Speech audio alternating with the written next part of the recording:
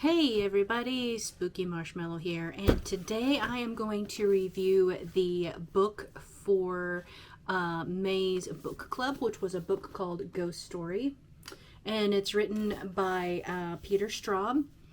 And just a little bit about Peter Straub. So I had no idea how influential this man was. So let me just read to you. It's in the back of the book. There's his picture there. Cool old dude. Let me just read to you a little bit about Peter Straub, because I was very shocked to learn about this author, because I had never heard of him before, but I should have. It's one of those little unknown kind of things. So let me just read it. So Peter Straub is the author of 17 novels, which have been translated into more than 20 languages. Now that in itself is pretty damn impressive. They include Ghost Story, Coco, Mr. X, In the Night Room, and 2 collaborations with Stephen King. Why did I not know this? The Talesman and Black House. He has written 4 volumes of poetry and 5 collections of short fiction, and he edited the Library of America's edition of H.P. Lovecraft Tales and the Library of America's 2-volume anthology American Fantastic Tales. He has won the British Fantasy Award, 8 Bram Stoker Awards. Why did I not know this man? 3 International Horror Guild Awards and 10 World Fantasy Awards. In 1997, he was named Grand Master at the World Horror Convention. In 2005, he was given the Horror Writers Association Lifetime Achievement Award. I want that. At the World Fantasy Convention in 2010, he was given the WFC's Life Achievement Award. This man is mega popular, and I had never heard of him before, but I should have. So, yeah, so let's get to this book. This is the only book by him I have ever read. But it makes me want to read his other books. This book is one of those books that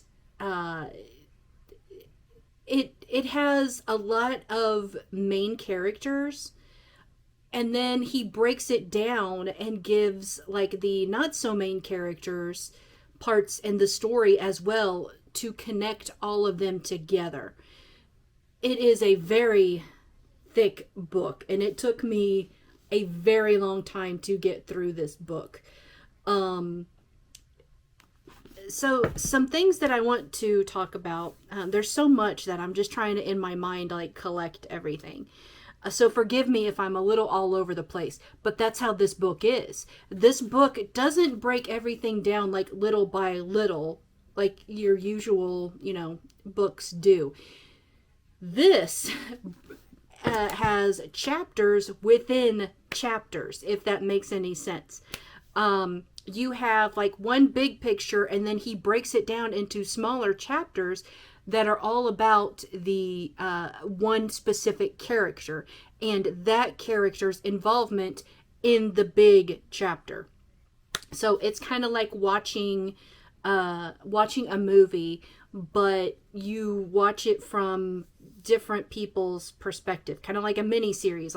One day we're going to discuss this person, then tomorrow we will talk about this person. That's how this book evolves. There is tons of horror elements to this book, from shapeshifters, vampires, werewolves, ghosts, nightmares. I mean, this book just covers a huge horror genre into one main story. And I don't want to give the main story away, because there's so much that leads up to the end of the book, and I just don't want to give anything away. I would rather you read it for yourself. Definitely an adult book. Yes, there are some sexual themes in here that I don't feel would be appropriate for children. Maybe older teenagers, 16 or older, maybe. So let me just read the back of it to you to kind of give you an idea of what the book is about. So, what is the worst thing you've ever done? You will see that line pop up several times in this book. In the sleepy town of Millburn, New York, 4 old men gather to tell one another stories, some true, some made up, all of them frightening. A simple pastime to divert themselves from their quiet lives. But one story is coming back to haunt them and their small town. A tale of something they did long ago. A wicked mistake. A horrifying accident. And they are about to learn that no one can bury the past forever. That line is also very important to the book as well. So the old men that gather, they call themselves the Chowder Society. And that's exactly what they do. It starts out, they just sit around telling each other ghost stories from their past or what have you. But those men were involved with an incident many years before the Chowder Society. And it's a secret that eats at them throughout the book. And by the end of the book, things are in such chaos, you don't know what's real and what's made up. And that's what he does. In this book, Peter Straub, you'll be reading along, and then all of a sudden the story will change into one of the smaller chapters, and then a new story begins. And so you're thinking, okay, is this a story that they're telling, or is this something that really did happen? And so it forces you to read the entire chapter in order to find out. And so that's how he keeps you hooked into the book. There were several chapters that I was like, oh my gosh, I have to keep going because I have to know what happens at the end of this chapter. Oh my goodness, this book should become a movie, I'm telling you. To me, the book almost had a midnight mass feel to it. That's the only way I can describe it. The whole time I'm reading this, in my head, I'm thinking of the way that I felt when I was watching Midnight Mass. When I watched Midnight Mass, I thought, man, that would be an awesome story. It'd be an awesome book. And now, reading Ghost Story, I kind of had that same feeling. Oh, this would make a good movie. Because you feel like you're actually watching a movie. That's how good of a writer Peter Straub is. I would forget that I was reading. And because the images are so explained so vividly into my mind, I was seeing what was written. And that, to me, is very important in making a good book. So I highly recommend this book. I did not buy this book on Amazon, so you will not find it in my kit. This book I bought from a resale site, Mercari. I did not pay. This book was only $9.99 USA price. I didn't pay that. Let's just say that. I paid $5 plus free shipping for this book. And it's in perfect condition. It's a practically brand new book. But even when I saw that the original price of it was $9.99, I was stunned. I was like, what? This book is worth way more than that. This is like a 20-something or $30 book. But then I looked at the year, and then it made sense. So the year that this book came out was 1979. And then, of course, it was, it must have been redone because of what I just read here in the back about Peter Straub was all current information. So this must have been like a re-release or something of the book. And it does say on the front, special value price. So maybe it came in a bundle. I'm not sure. But anyway, so if you can get your hands on that, it's definitely worth it. Definitely.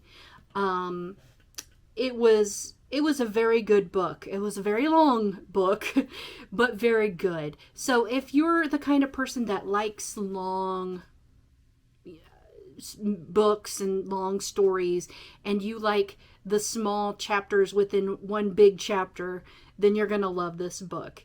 There's a lot to take in. There's a lot that goes on. It's never boring. It's never drug out. And you get to know each character so well. You picture them in your mind as if you've met them before, you know. And that's, to me, a sign of a very well-written book when that can happen. Now, the second book for, or not second book, but the book for June is going to be a book I almost ordered on Amazon, and something in my gut said, no, don't order that. So I didn't. So I went to a yard sale and I found it at a yard sale, even better. But I will put this book down in my kit down below in the description box. So if you want to purchase it from Amazon, you can. But that is The Woman in Cabin 10. This is going to be June's book club book. I paid 75 cents for it at a yard sale. And it was just so weird because seriously, like the day before I was going to order it, and like I said, something in my gut just said, nope, don't order that book yet. And I didn't. And that is why. So it was my spooky angels that are around me telling me to wait, apparently, and guided me to that yard sale to find the book there at the yard sale. So that tells me this is going to be a very good read, and I'm excited to get started on it. So, all right, that's going to do it for today's video, my spooky little spookies. Thank you so much for watching. Please like and subscribe, and by all means, leave a comment. This is SpookyMarshmellow saying, remember, stay spooky, my friends.